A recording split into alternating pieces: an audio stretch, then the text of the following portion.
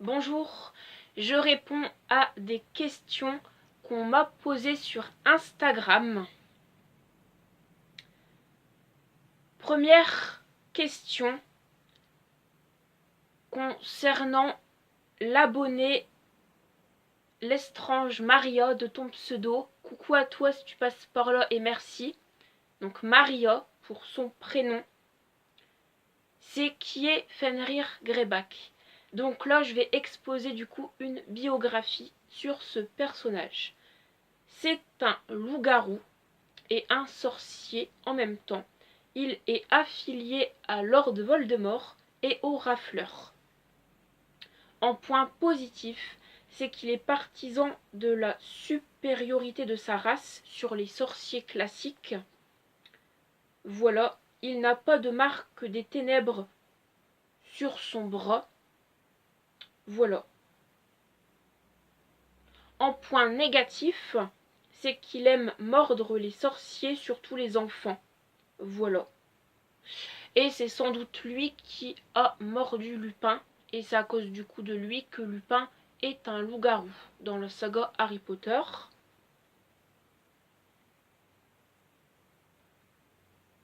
Parce que, peut-être que apparemment, c'est une supposition, le père de Rémus Lupin a offensé Fenrir Greyback. Donc, pour se venger, Fenrir Greyback a mordu Rémus Lupin.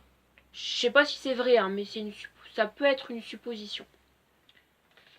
Alors maintenant, une autre théorie qui m'a été posée concernant une autre abonnée qui s'appelle Eugénie, donc euge.drn sur Instagram. Donc coucou à toi si tu passes par là et merci. Dans la saga Harry Potter, pourront-on en fait retrouver une relation amicale ou amoureuse entre Drago et Hermione? En point positif, j'ai mis que c'est probable que oui, car c'est vrai qu'ils se cherchent un peu en se disputant par exemple. En point négatif, j'ai mis que c'est peut-être une relation amicale ou amoureuse si Hermione aurait été de s'en mêler par exemple. Voilà. Donc j'espère que j'ai bien argumenté ta question. Voilà, j'ai d'autres arguments à dire.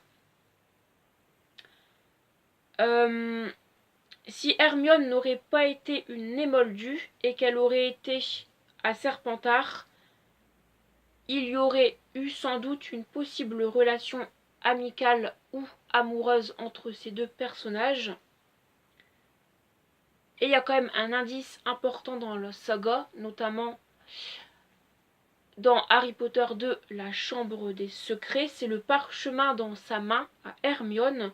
Peut-être aurait-il pu appartenir à Drago, point d'interrogation, afin que Drago a voulu sans doute protéger Hermione du danger de la chambre des secrets. Ça peut être une théorie intéressante. Et si c'est vraiment lui qui a fait ça, il l'a fait pour mettre en garde Hermione. Donc voilà. Et ensuite, dernière question qui m'a été posée par une autre abonnée du nom de Axiox Drago. Donc pour ton pseudo Instagram, ton prénom Laura. Donc coucou à toi si tu passes par là et merci. Tu m'avais dit quel est ton avis sur Harry Potter et l'enfant maudit. Donc mon propre point de vue et les éléments positifs et négatifs que j'ai à dire sur le livre. Alors, en point positif, premier, c'est qu'il y a une évolution des années à Poudlard à travers les personnages principaux. Donc ça c'est bien.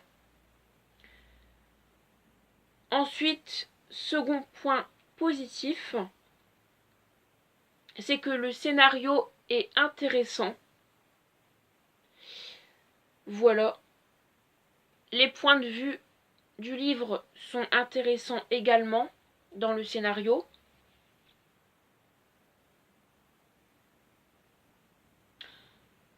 Voilà. En point négatif, c'est qu'il y a trop de retours dans le temps. Donc en fait, c'est un peu difficile à suivre.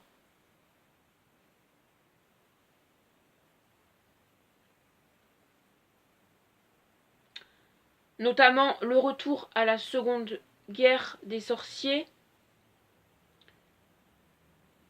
Changer le cours des choses, des événements. Ensuite, retour du côté sombre, point d'interrogation. En fait, c'est un livre où on se pose pas mal de questions et les questions qu'on peut se poser sont pas assez argumentées à mon goût. Mais sinon, c'est un bon livre. Moi, je lui mets la note sur 10 de 6 sur 10. Je mettrai pas au-dessus, mais je mettrai pas en dessous. Voilà. En tout cas, merci du coup à ces 3 personnes. Donc Maria, donc de ton pseudo L'Estrange Maria sur Instagram. Merci à toi également Eugénie, donc de ton pseudo hush.drn sur Instagram.